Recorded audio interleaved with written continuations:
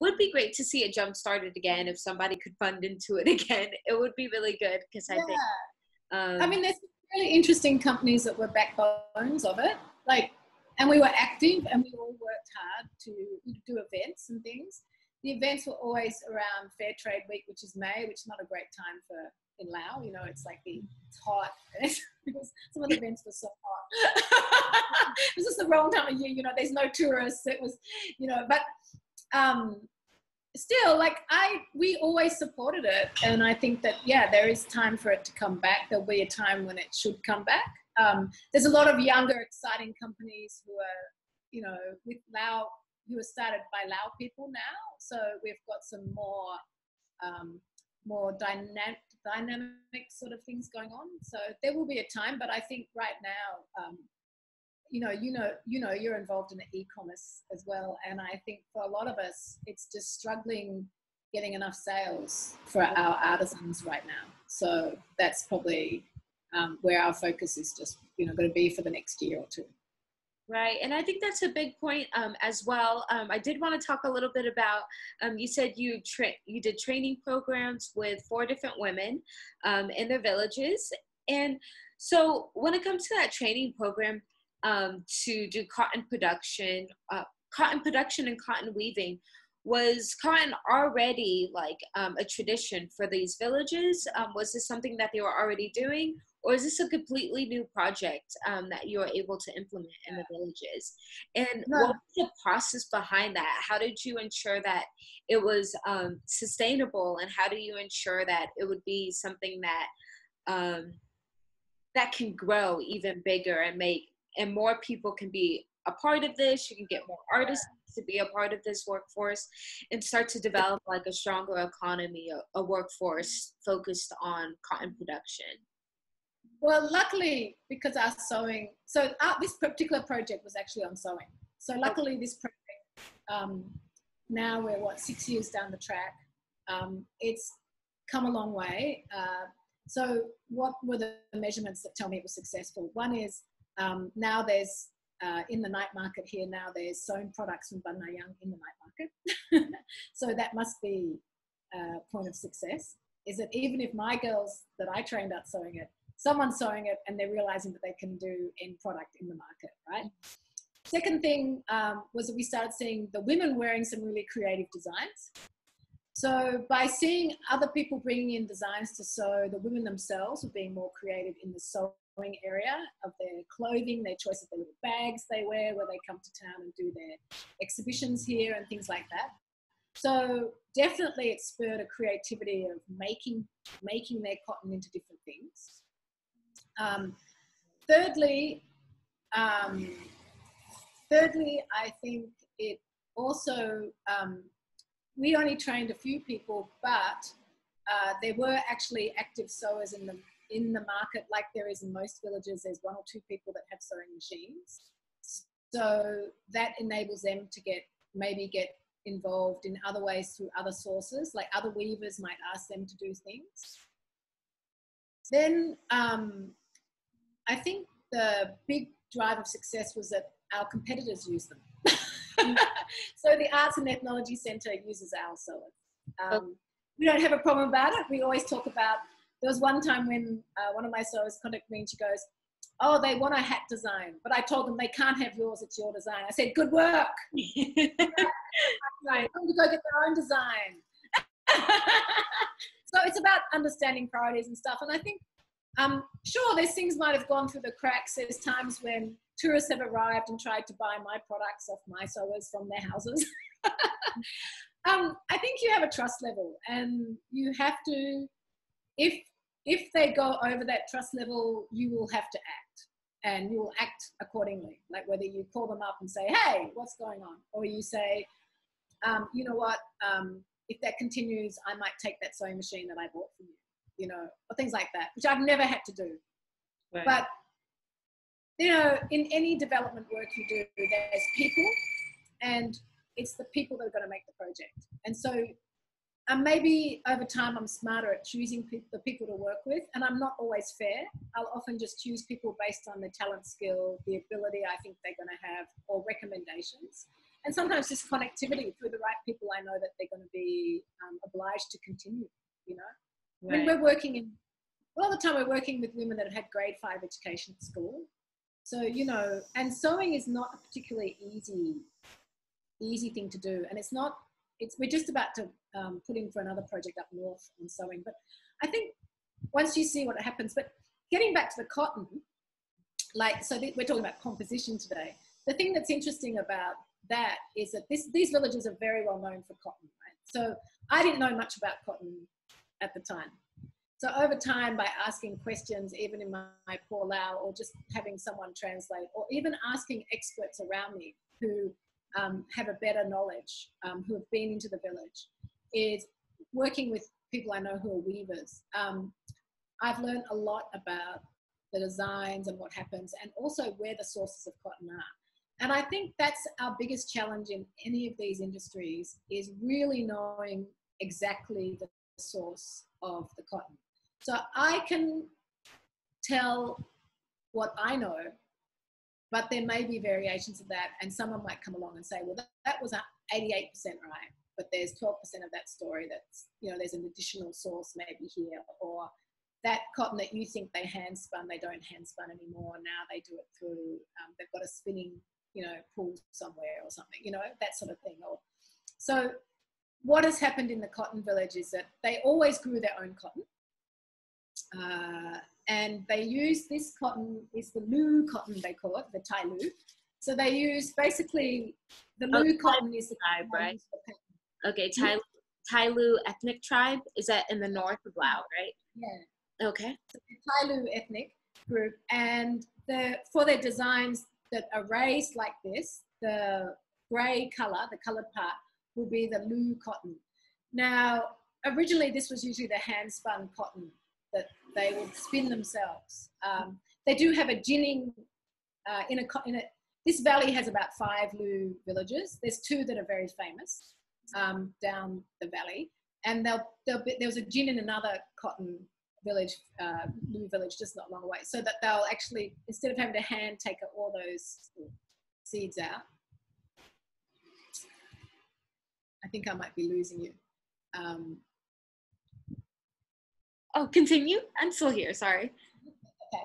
So instead of taking yeah, you can stop me if you want to stop your video. Instead of taking all the seeds out by hand, now they can actually do that in the gin. And then the base fabric, though, is a very different cotton. The base cotton is a very thin, kind of grey colour, and it's called what they would call talat fire, which is cotton from the market. And that usually comes from Vietnam. And I've got old Lu pieces where they both were the same thickness and they're beautiful. But obviously over time that became too expensive to do. So now they use a cheaper cotton for the base pattern. And then for the raised pattern, they'll use, same like their sins. And their sins that you often see, the skirts, they'll use often a tie cotton as the base cotton. And then they'll use their thick cotton for the pattern. Now they produce a lot of cotton. So what I'm wearing is still it looks kind of hand spun from what this particular, I think it's hand spun. Definitely the warp is. It does hand spun to me. Just from here, it looks hand spun. Yeah. Mm. The weft could be machine spun, which is probably highly likely. So that would have come from the north, and they get a lot of cotton from the north. Now, I don't know whether the north is Bokia, or sometimes it could be Myanmar. So I don't know exactly. It's really hard for me to say that is definitely from Bokia in the north, or that's from Myanmar, or that's from Thailand. So that's the problem we have with, unless... It's the traceability, right? The traceability, yeah, I think. I hear from a lot of different companies, actually, for cotton, is some will say, oh, this comes from Savannakhet, but they might be using cotton from Myanmar, or they might be using cotton from Thailand, and then they bring it all together. So that's another topic, is how do we trace where these materials are coming from, and how do we ensure that it's even as sustainable as we hope it to be, especially if is it organic, what type of impact it might be having on the environment, and if we're sourcing it from other companies, how is it helping the local community, and is it impacting the local cotton producers even more? So those are also a few questions that I want to know about. If you know anything about that as well, or if that's something. Well, the only thing I know for definitely is over the years what happened was they used to buy a lot of cotton from Urumqi. So we work with this beautiful scarf. This beautiful scarf is from, actually that's another thing I wanted to bring up too, was the treatment of cotton, but I'll talk about that a bit later. But the treatment, this is from treatment of cotton, like what happens in the final processes and before it goes to market. And I've got sort of an interesting story I want to tell you about that. But just before we get to that, this is from Urumqi. This group of people have been working together a really long time. They're very established. The owners used to be more full-time in the business. Now she's a nurse, and the husband's been in government. He's always been involved in Urumqi product production and stuff. He's involved in the Chamber of Commerce up there. So that particular cotton does come from Urumqi. It's got very expensive cotton from Urumqi because the government came in quite a few years ago, and then they dedicated a lot of the land to corn. So they lost a lot of their cotton land. So cotton became very expensive there, and the people of Nambak, Nayang, the Tailu area we work in, they stopped buying the cotton from there because it became too expensive. But it is nice, very nice cotton. But this, so that's a story of where government policies can change the whole effect, and probably don't really care about handicraft as a pipeline. Probably quite difficult for this company because they've always had a lot of Japanese clients, hence the quality of their cotton is pretty amazing. So yeah, it's very challenging. There are other factors that can come in on land usage that affect cotton, and I'd say in terms of output in Laos, probably the output of cotton, the sustainability of that is a huge issue. And I think Taiban, Shui Ming would say that, a lot of people would say that it's a big issue. But the interesting thing is about, okay, so you go to your shop and you buy your cotton. So we get cotton scarves here. And if the cotton's been, the beautiful thing is we're working with a lot of natural dyes. I mean, this beautiful colors are all natural. So we're working with very talented natural dyes artisans. So when you dye certain colors, especially indigo, the cotton gets very coarse as the indigo sticks to the cotton. And indigo tends to stick to the outside of the fiber rather than go into the fiber. So that's why it's always coarse and takes a while for it to soften through quite a few washes. What these people do is they often use the rice water with the sticky rice, where they're washing the sticky rice, they use the runoff water, which has got a lot of enzymes and stuff in it, and they'll use that to soften the cotton. So they do get a very nice, soft cotton. That's brilliant. Probably a lot of work. So the other area we use, the cotton usually comes to us pretty stiff. Like this is pretty stiff. So before my girls sew it, they have to wash it.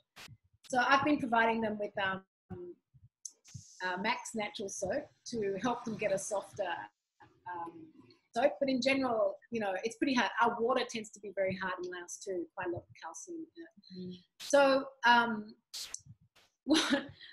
what is interesting is I am fortunate here because we can actually talk to the consumer when they come in the shop and say, this scarf might be itchy now, but in 3 or 4 washes, and I often have a piece on during winter particularly, and I'll say, look, this is 2 years old, and look how great it is, and it's really soft. So you can educate the consumer that they're not going to get soft cotton overnight. And if you want to buy soft cotton, it means they'll have to wash it 3 or 4 times, which is a lot of wastage before it gets to you, right? So I have a customer in America, and this kind of horrifies me, but they'll take the scarves, and because they're selling wholesale, because they say Americans won't buy it because it's not soft, they will then put fabric softeners, and they'll wash it with fabric softeners.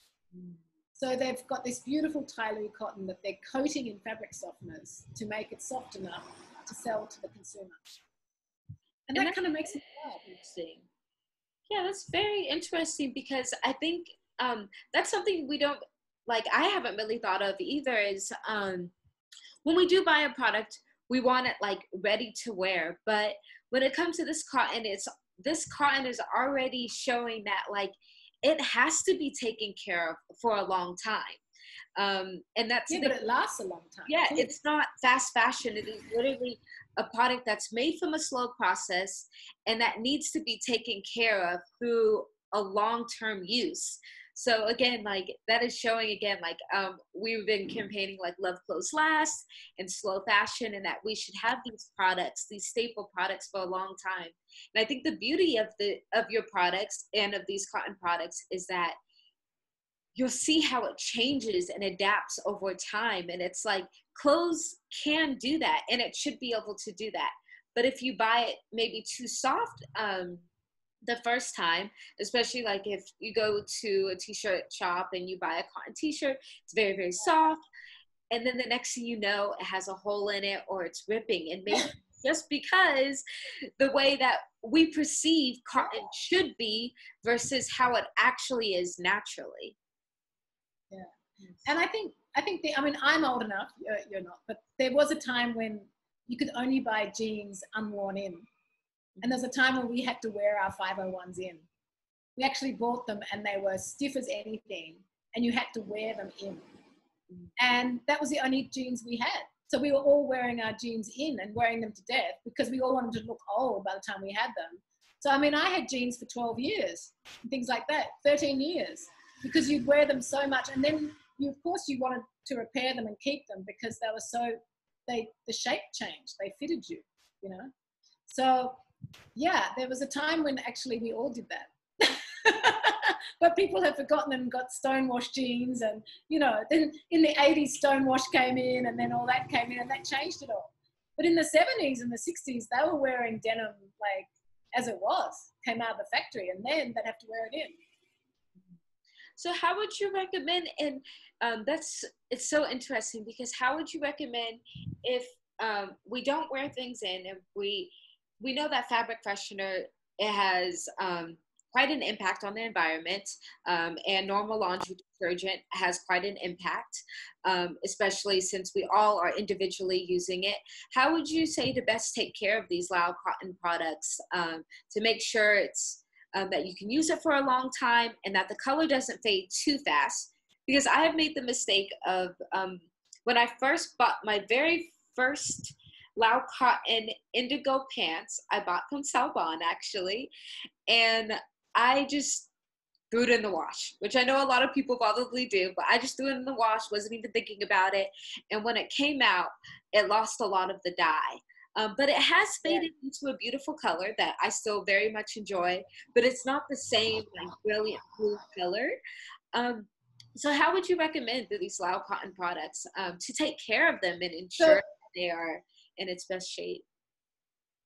And the challenge is with the producer as much as it is with the consumer. So from a producer side point of view is you really have to know the people that are making your fabric and dyeing it. And so luckily, like, I've bought things in villages that, you know, when I've just gone on tour somewhere and I've like, hanging out, and I've bought things because of course I always support local weavers. And then I've come back and I had this ikat where I washed it. And it was beautiful green ikat with white sort of stripes. And then the middle just looked like you peed your pants. It was like this whole big circle where the green had totally come out. There was no pattern. It was down to the base blue color. It was hysterical. And so I was like, ooh. And it was like just in patches it did that. So this is the issue you take when you buy from someone you don't know. And this is the issue you take all around Laos. Doesn't matter how much they tell you, no, the color won't run or whatever. If you don't know and trust that maker, you've got no idea. So fortunately, and we can't wash everything we buy. Sometimes we just take a risk sometimes because it's beautiful and we go, you know what, if you wash that, we tell them, if you wash it at your own risk, we suggest you test the site. So the first thing you have to do is you have to take an edge of your fabric and you have to test it. So you should take that test and just put it in normal water and then see what's running. So like I bought a red dress the other day, a while ago in Vientiane, and it was a silk, it's a silk cotton blend, very vermilion red.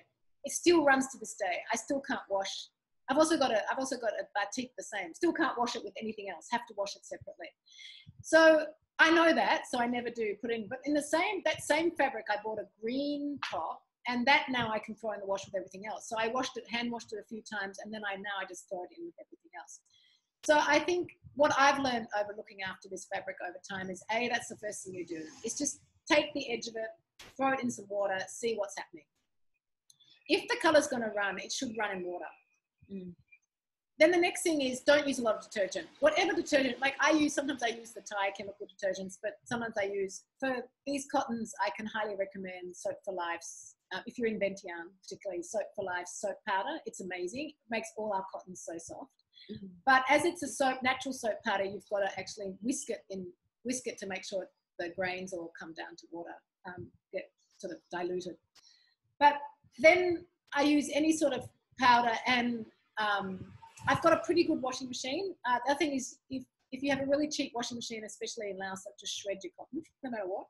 So make sure, I mean, in the West, usually people have nice washing machines. Most of my customers from overseas, it's not a problem, but I've shredded cotton in a bad washing machine here before. But now I have a nice one. So think about your washing machine, and if you do have a gentle cycle, maybe try that first. And then I throw this cotton in the washing machine. I have no problem with that. And if it's a tight weave like this, but I'd never throw a scarf in the washing machine ever. I'd always hand wash. It's got to do with the weave. So if you have a loose weave, like a scarf or something, because of the weave, because of the fibers being more exposed and not jammed together, they can get damaged. So they should always hand wash that. And then I do like to hang my stuff out in the sun here, because it's also a way of also cleaning in a way, like the sun kills everything in fibers, especially because we live in a humid climate.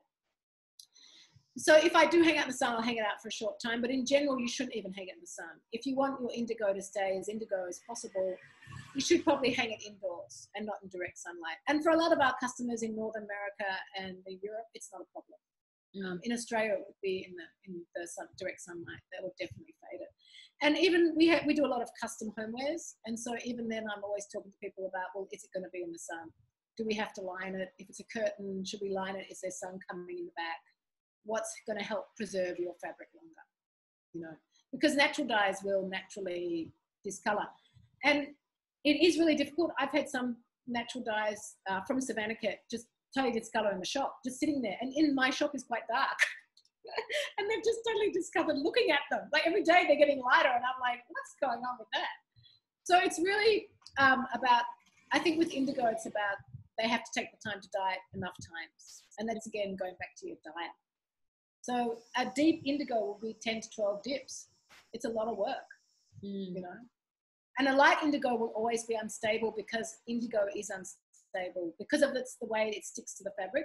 Whereas lighter colors in some others where it's a hot dye, where it's immersing and getting soaked into the fabric, it's a lot more stable. Okay, and so that's really great information, especially for those who are going to view this video and who don't know anything about indigo and how to take care of it. I think this is going to be jam-packed with some great information. And I think this is one of those big differences between using natural materials and synthetic materials. And we could see that even here in Laos, there is a lot of synthetic fabrics that are coming through. Even this dress here that I'm wearing, it's made in Laos by a brand, I don't know if you know Golden Age Handicraft. Yeah, so I bought this dress from them, and obviously this is synthetic fabric, synthetic dye. However, it is hand stitched all along here. But for that, so for that, it's a little bit different, because we know that there's going to be synthetic dyes being brought into the market, which is coming from places like Thailand and Vietnam, versus our natural dyes and materials. And so what do you think, do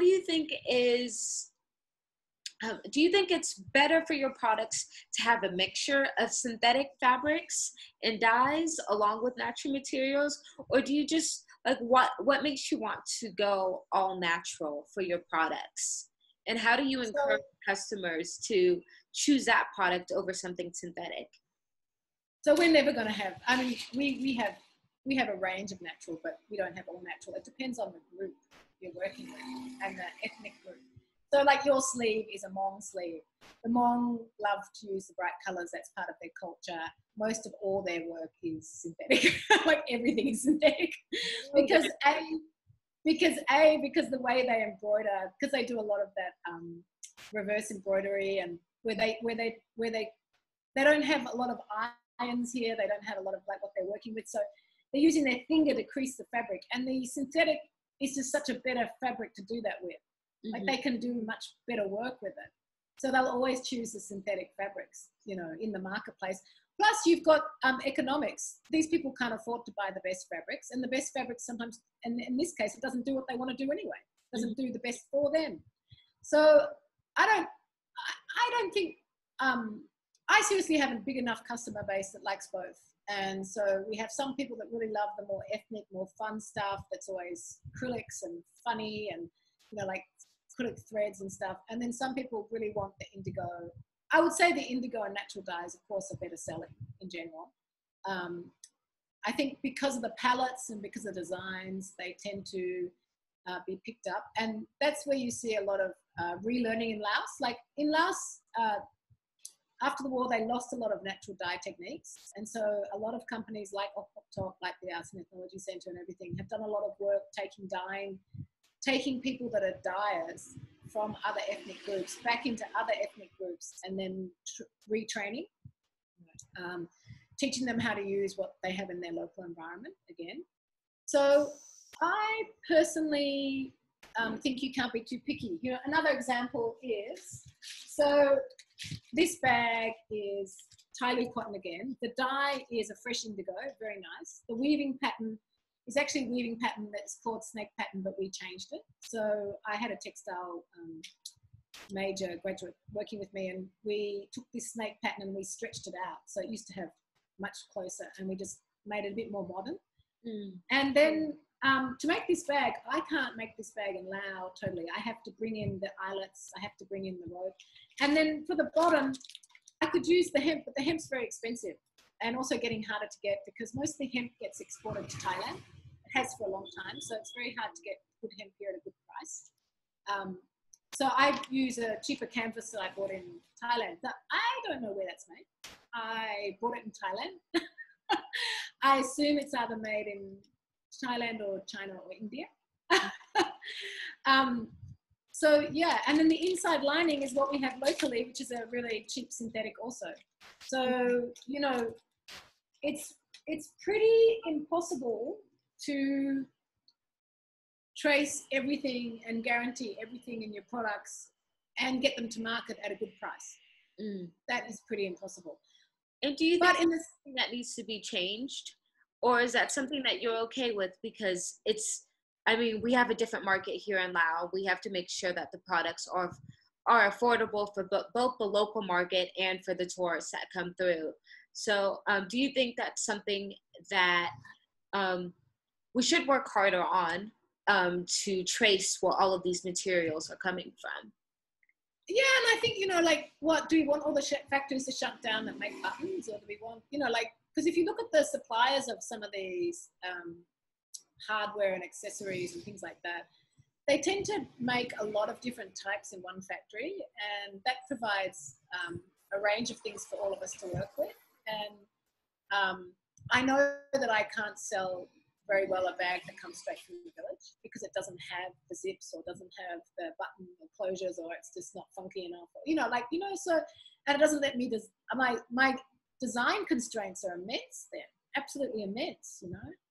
So I think we all need to be a bit forgiving. I think the composition, what comes out of the composition too is the idea of wastage as well though. And I think that's what's really important. So, you know, if we can help in the sustainability for our makers in terms of wastage and stuff. So it's easy for us. We use all of our waste to make smaller products. So we have many things like chopstick cases and little purses and all sorts of things designed specifically. Actually, this is a good example of, like, you know, just by using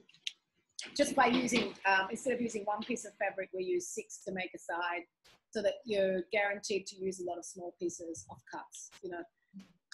I had a young girl come through recently that went out to one of our workshops at the villages, and she was fantastic, Rebecca, and she was quit a job. She'd been working for Burberry.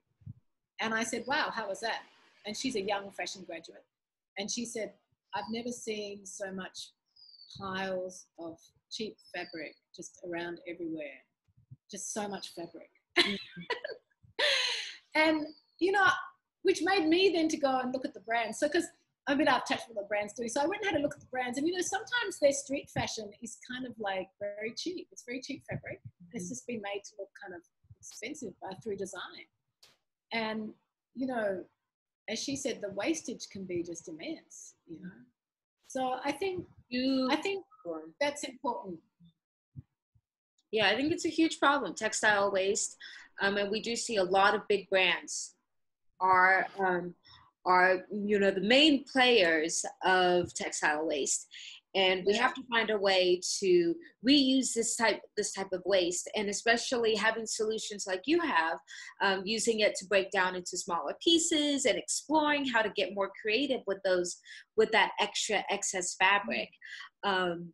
Versus just it sitting in piles. Because I have also worked with a few brands in the past in China, and they just had so much extra fabric that they didn't know what to do with it.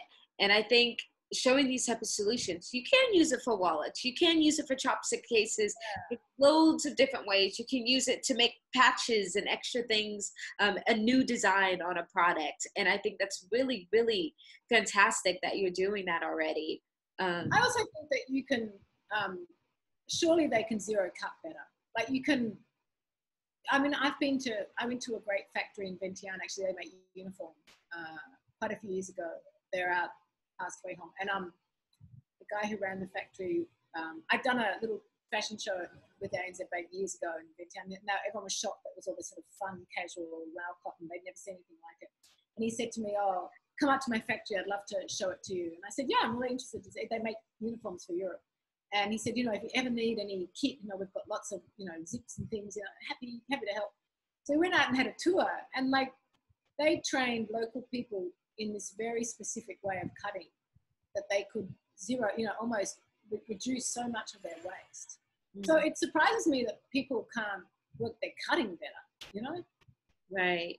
And that might be a problem that's happening from, you know, the very start of education. If you're going to design school, maybe design schools need to look at what's a better way to teach students zero waste strategies from that very beginning stage. So that way it's like incorporated in the mind, and that way when they are designers in the future and they're working for these big brands, they can ensure that they're not wasting as much fabric as well.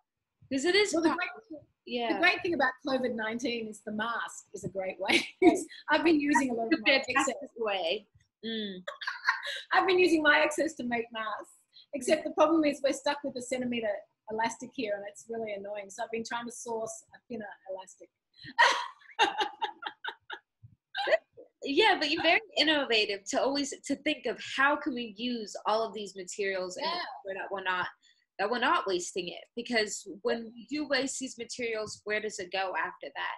And a lot of brands, maybe they have it sitting in a warehouse, so also brands will take that and they will just throw it away. And so again, how can we be more innovative with the materials that we're using and ensure that we're not wasting too much of it? Yeah, I mean, there's a great girl in Singapore. She gets these recycled yarns from wastage, and they're like a t-shirt sort of stretchy yarn, and she uses it to weave jewelry, and she did some great things with just putting lots of yards off, like having fringes on things. Looked really cool. So I was like, oh, she should do a whole dress. I have to talk to her. But yeah, there's some people doing some very innovative stuff, and it's about how to get that up to the next level.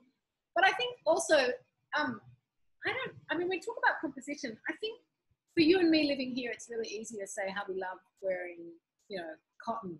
I mean, even though you say your dress is synthetic dye, I think it's a cotton, isn't it? The white. It's a cotton. Mm-hmm. It's cotton. So, you know, we live in a hot climate. As soon as you put on a synthetic, you go, oh my God. You know, and I make a lot of my clothing here for the hot climate. And I tend to use a lot of Indonesian batik because I like the pattern, and it's because it's a lot lighter than this cotton. So for the hot season, the very hot season. So I think it's about educating the consumer. And what I noticed when I was selling, like doing pop-ups in Australia and other places, sometimes I'd be right next to a fashion brand that was just like, the clothing was plastic. And I saw these people just put on this plastic and walking out, and I'm like, don't they feel bad in that? Like, don't they know? And I realized that there was little education in schools and stuff about fibers, you know, and what are fibers. Luckily, I grew up sewing, and I had a older, she was like a sister who, she really taught me a lot about sewing, and she had her own brand in the end, and she ended up selling textiles as well. So I learned a lot through her, but I was always interested in textiles, even way before I came to Laos. And I realized I had a feeling for it. And so Laos just really brought that out in me. I was very fortunate to come to Laos. But what made me sad was that when I look at the West, I think people don't even really know what they're buying. Right. And so I think it'd be really good to get education out there in textiles so that people can say, this is polyester, this is old rayon, this is old, you know, like, what is this fabric? What does it mean? And bamboo is a classic example. So bamboo, people that sell bamboo, like, it's often considered a sustainable fiber. I think there's only 2 factories in China, when I did the research, that actually are considered eco-friendly. Everyone, to actually break bamboo down to being a malleable fiber, it just takes incredible amounts of very high pollutant chemicals. So that's why China's pretty much the only place that do it. And you really have to know whether that person that's promoting that bamboo, you know, sustainable soft product, actually knows if that's a sustainable factory. And how to trace that as well. Yeah, because it's like, which makes sense if you see how coarse bamboo is, you know. Yeah, no, it's very, very hard. And I mean, if you can use it for building materials, and you can use it for furniture and tons of things for bamboo, then how does this very, very hard material, strong tensile strength, turn into a very soft fabric? So that is questionable. It is questionable. It is a natural material. We do know it's biodegradable, which is great, but what is that process, the manufacturing process, and how does that impact the environment? Yeah. And I think if you do your research, it'll be pretty scary. Right. And so aside from, just because of time, aside from Lao cotton products, what other products, what other materials are you using at Matisai as well? So we're not using a lot of hemp because, as I said, it's becoming more scarce, and it's not, we do have, I did have some hemp indigo combinations, but I try and stay clear of it a bit now because it's not, I don't have reliable sources for it. We work with a little bit of silk, but not much. Again, because it's never been something I'm comfortable with. But also, when I started Matisai, there wasn't a lot of cotton in the market, and I always loved cotton more, and so I sort of went down that path. And then the people, like even the big companies that were selling more silk, like Top and Hoi Hong and stuff, even them, they got more into cotton because the consumer demanded it more. So there's a lot more wearable, you know, and especially for homewares, if you have kids or dogs or, you know, whatever, silk is not the easiest for that. We do work with a lot of synthetics with like the smaller items with the Hmong, because the Hmong, you know, they're often using synthetic stuff. So we do like our small embroidered hearts and things like that. We have worked in Boli Kamsai with some silk and cotton ikats, which is very nice. That silk and cotton is a great combination, actually. Although that's probably my favorite mixing, and actually it's more affordable to do silk, but I still think silk and cotton here has a big potential because that's a beautiful combination. And then what else do we use? And then I've got some very questionable threads around the place, but when you're working with villages, like up in Luang Nam, we work with Thai Deng group up there, and they do a mix of natural dyes and chemical dyes. And I've got a chemical dye here piece. This piece, I just love it. I just think it's amazing. It's like just, you know, beautiful. so much color, like so much color. Really nice pattern, you know, it's really woven. This is hand woven, right? Or no, it's hand woven, beautifully hand woven. The back is very clean, like very hand weaving skills like we have in Laos here. And this is actually a cotton, but if I feel it, I'd say I think they've used a Thai cotton for the base, and I think their warp is, actually the warp's pretty good. It could be a poly. It looks like it's got a bit of poly in it. Like it's a local thread. So to me, they all feel like they've got that feeling of just a little bit of polyester in them, mixed thread. So hard for me to know exactly, you know, did they dye the threads or did they just buy these colors? That could be another thing. Like hard for me to know. But in the same breath, it's still a beautiful piece. And I would still happily hang it in my shop. And, you know, people do say, wow, that's amazing. So I think you have to be slightly forgiving when these people are in fairly remote places. They're dealing with whatever raw materials they can get. And for some of homewares, it's actually not a bad thing to have a mixed fabric. It can be a lot hardier, stretch less, you know, for a pillowcase, things like that. So there's a lot of textile issues, like, you know, cotton, these sorts of things, they'll stretch as you wear them and then they'll spring back as you wash it. It's like 10 times or something, you know, whereas if you put a bit of polyester in a fabric, it won't do that. It will hold more. So there's a lot of times when, as long as you're transparent about it, I think it's like, for me, it's like, I'll say to my customer, this is actually a mixed fiber, but it's hand woven. And if the color's beautiful and the style's lovely, they usually don't have a problem. Yeah, and again, it comes back to how it's being made as well.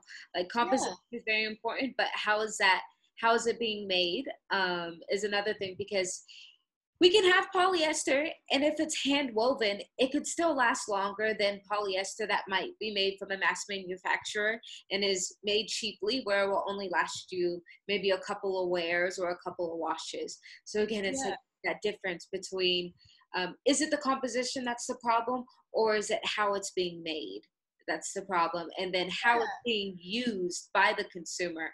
How is the consumer taking care of that product after they purchase it? I think a message for, you know, I think a message we probably all need to band together in Laos to get across is that we have the luxury of working with hand woven, and it's affordable. And we make affordable hand woven goods, and that is a luxury in itself, because many people have never imagined they could wear hand woven. So, you know, as a message to the consumer is,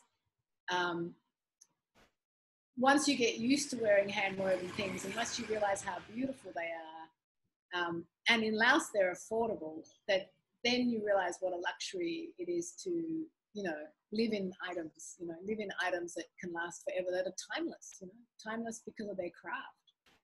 Right. And the last thing I do want to get to, talking about timeless and talking about this composition, and is Laos scenes. I know that you, I remember visiting your shop, and you did have some Laos scenes that were handmade. You had a mixture, I think, Lao cotton, right?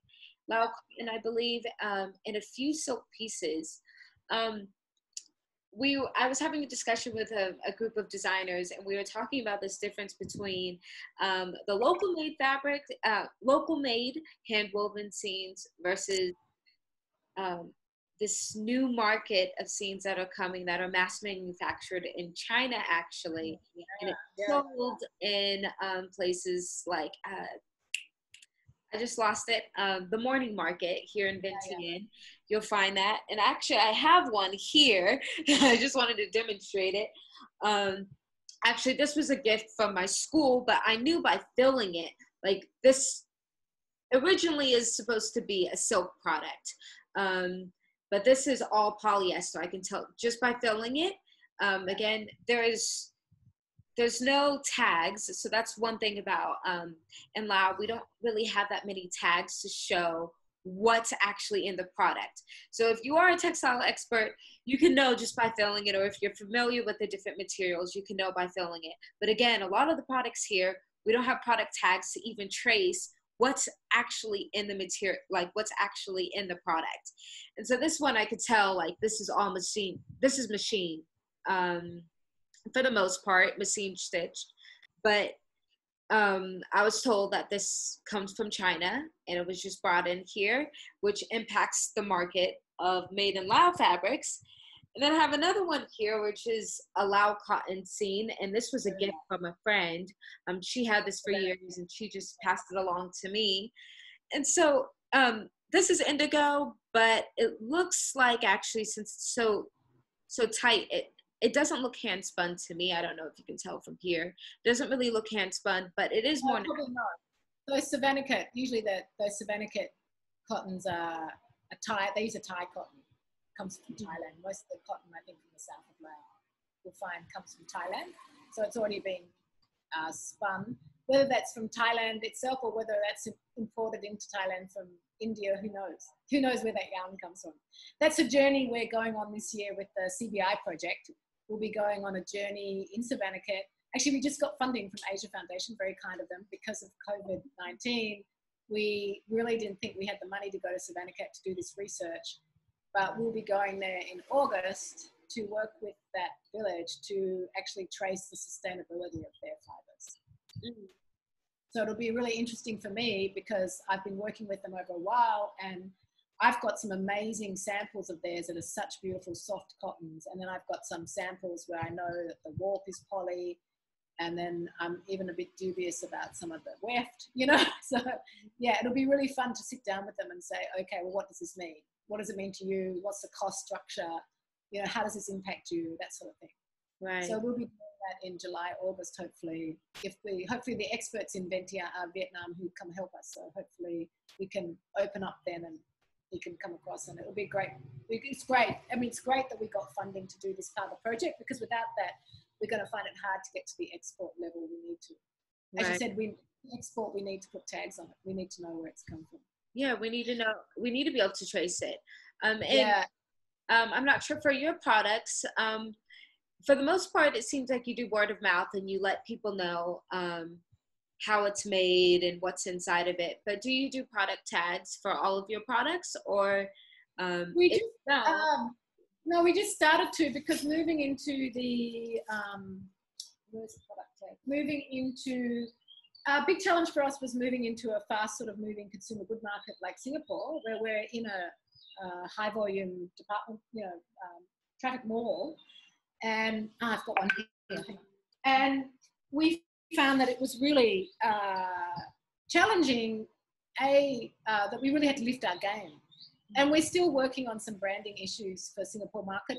That's another funding I'm looking at to try and get some, as we can kickstart the market. Singapore's just been closed down again until June, so we won't be opening our shop till at least June in Singapore now. Oh, wow. Yeah, ouch. Yeah, another month because they're having a real struggle with the workers in Singapore. A lot of the imported workers in their dormitories, there's been a lot of spread of the virus. So they're locked down for another month. But so we developed these tags. We did them for our ikats and our Tailu cottons. So what we did on the front, they just say Tailu cotton, or it says Savan ikat if it's from Savannah kit. And then it says made in Laos down the bottom, so people know it's made in Laos. And then on the back, we do a little care for your product because we realize people don't know how to care for this. And we tell who makes it and how they should care for it. And yeah, that's been very, very well received with consumers in our shop in Luang and in our shop in Singapore. So yeah, it's a very important part of telling the story. I think the point of sale.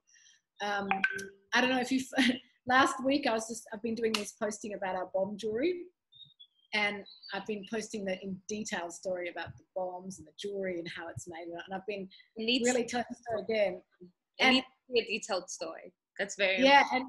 And everyone was like so receptive. I got huge response from that. And I think it's because even though you tell the story, people will know it's bomb jewelry, but it's actually not bombs. It's actually made from the fin tails and the stabilizers and it's the aluminium around the bombs that they started to use. And now it's a lot of just recycled aluminium. And just the other day, John from the Wampabang View reached out and said, I've got all these tea light casings are aluminium. Do you think they could use these? So we contacted the village, and she said, well, why don't you send over a sample, send over a bag of them. We'll see if we can melt them down. Let's see if we can use them, you know?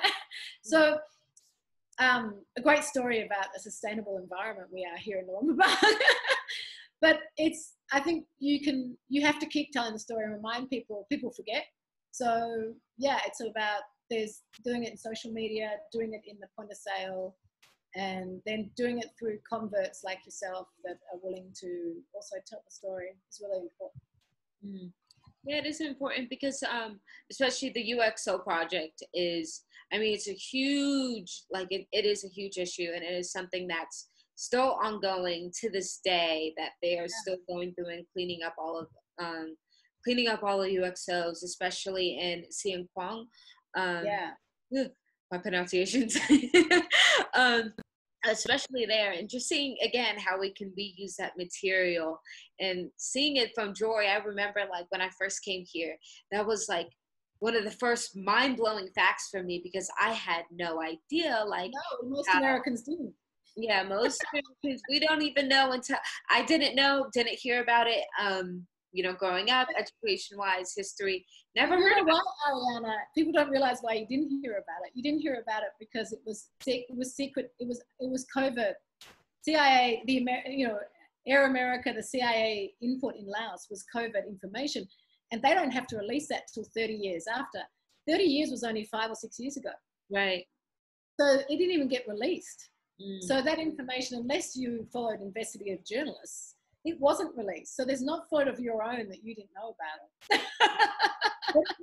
Sad. And there's so many Americans who don't know about it. And like, there are projects like Legacies of War, I think it's based in Washington, D.C., who are trying to educate more Americans about this and get funding towards cleaning up all of this and seeing it transformed, that material again transformed, which is something that we don't really think, that I wasn't even thinking about bringing up, but like since you're bringing it up now, I'm like, yeah, of course. I mean, we use it, and we use it in our clothing. We design all these buttons. The buttons. We've now got some new beads and things we're doing. I mean, this dress has 2 little buttons on the back here. Oh, those are fantastic.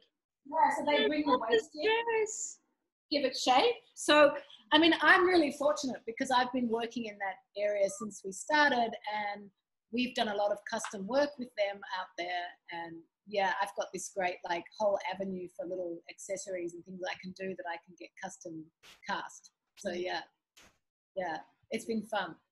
And lately we've been doing that. We're working on merging a lot more of our artisans together to create a fully artisan, but also makes matter-sized designs very unique. Very unique. Yeah, very different, and it's a great way to look at, okay, past the bracelets and past the earrings, how else can we use this material? And I would love to see zippers, if that was even possible, zippers being made from it, or I mean, that would be a whole nother project, but it would be interesting to see what other ways that we can use this. I think that's the thing about working with all these materials we have in Laos. It's the design elements, the actual making of the element is a design constraint. So until you understand how they're making it, what it's good for, what it's not good for, you really, as a designer, like I'm not a trained designer, but I can tell you, I know within what we've achieved here, it's really about working within the elements that are presented to us. And then working with those artisans closely so that we remain true to what they want to do, number one, because if they don't want to do it, it's no point in doing it. And then 2 is actually allowing them to be stretched comfortably so that they too can have creative input in the whole process. Right. Well, now that we're wrapping up, like, oh, this has been so informative, and I feel like the audience is really going to love this. I love it myself, all the information out there, and that's actually what drew me here to Laos as well, was just the whole handicraft industry, the textile industry here. It was just so mind-blowing to see all these different techniques and seeing this handicraft industry is still alive and we want to keep it thriving. We want this industry to thrive. And we know that, like, here in Vientiane, for example, we have two new shopping malls that are coming up, Vientiane Life Center and the Parkson malls, and then we have Vientiane Center. And we're seeing more mass manufacturers come in. There's talk about a few fast fashion brands that are supposed to come into Parkson. And so we want to just know, like, how can we educate consumers even more on the beauty of handcrafted products and made in Lao products versus the ones that are being imported in. Yeah, just definitely. how to keep those businesses alive. Yeah, Especially, I think that there's I think this COVID-19 might actually help us. You know, like, there's a lot of people at home sewing, doing lots of other things. You know, we've had some great online support from our followers. So yeah, I think you know, people might realize that they can stand with small businesses, and you know, that's the beauty.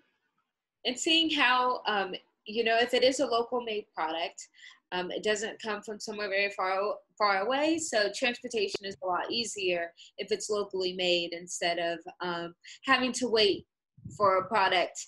There is a lot of brands right now that the factories, they stopped they stopped the orders from factories, and now the product can't even get into the country. But here, if we support the local industry, it does help that economy a lot more than trying to import too many products, because in cases like this with COVID-19, we're seeing how important supporting the local community is.